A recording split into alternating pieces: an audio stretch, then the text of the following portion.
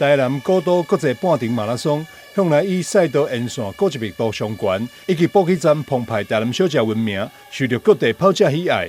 这届赛事的主题为穿越古今，奔向未来。日前邀请国内外跑者齐聚台南，共同来挑战。赛事分为21K 半程马拉松、10K 路跑组、5K 健康休闲组等等。跑者除了会当享受运动带来趣味以外，嘛会当游览古都台南之水，透过全民运动，让世界看到健康永续的活力城市。2026古都马拉松即将盛大展开了。2025的古都马拉松总共吸引了24800位选手。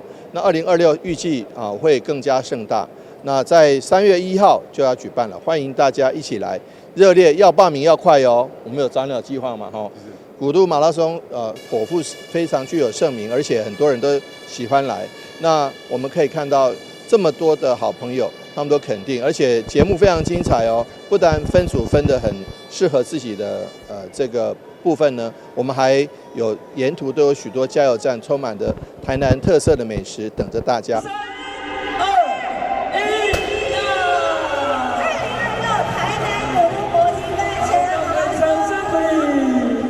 体育局长陈良谦表示，台南古都国际半程马拉松今年吸引到44个国家498位国际跑者参与，可见赛事已经成为国际长跑爱好者交流互动的重要平台。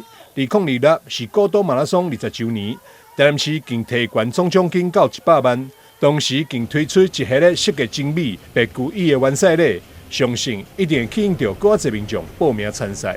台南新闻张世伟采访报道。